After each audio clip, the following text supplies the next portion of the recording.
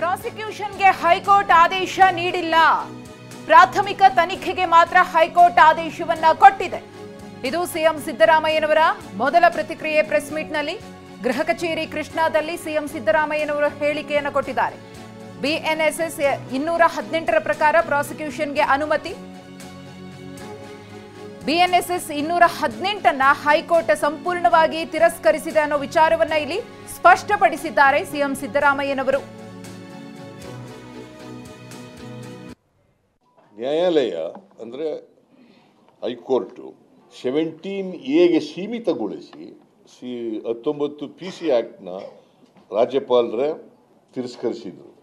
ನ್ಯಾಯಾಲಯ 218 BNSS ಅದನ್ನು ಸಂಪೂರ್ಣ ತಿರಸ್ಕಾರ ಮಾಡಿದ್ದಾರೆ.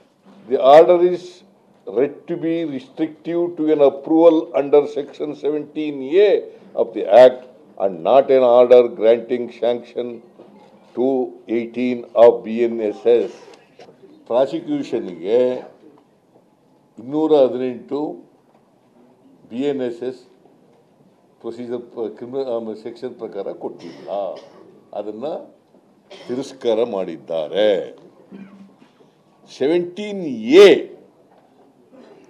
PC ಆ್ಯಕ್ಟ್ ಪ್ರಕಾರ ಮಾಡಿದ್ದಾರೆ, ಅದನ್ನು ಇನ್ವೆಸ್ಟಿಗೇಷನ್ಗೆ ಕೊಟ್ಟಿದ್ದಾರೆ. ಇಟ್ಸ್ ನಾಟ್ ಎ ಪ್ರಾಸಿಕ್ಯೂಷನ್, ಇನ್ವೆಸ್ಟಿಗೇಷನ್ಗೆ ಕೊಟ್ಟಿದ್ದಾರೆ under section 17A of the PC act.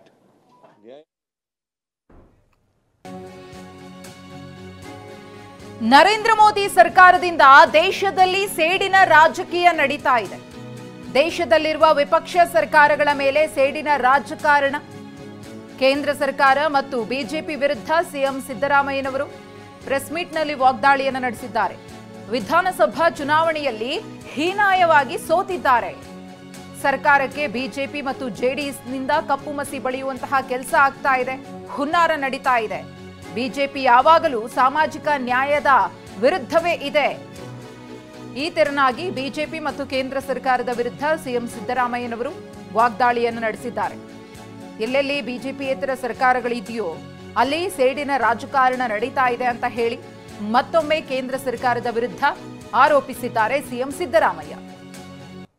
ನಾವು ಬಿಜೆಪಿಯವರು ಮತ್ತು JDSನವರ ಈ ಕಾನ್ಸ್ಪಿರಸಿಗೆ ಎದುರ್ಕೊಳ್ಳಲ್ಲ. ನಾನು ಯಾವತ್ತು ಇವ್ರ ಸಂಚು, ಒಳ ಸಂಚು, ರಾಜಭವನ ದುರುಪಯೋಗ, ದುರ್ಬಳಕೆ ಇದಕ್ಕೆಲ್ಲ ಎದುರ್ಕೊಳ್ಳಲ್ಲ ನಾವು. ಯಾಕಂದ್ರೆ ಕರ್ನಾಟಕದ ಜನ ನಮ್ಮ ಪಾರ್ಟಿ ಮತ್ತು ನಮ್ಮ ಜೊತೆಯಲ್ಲಿ ಇದ್ದಾರೆ.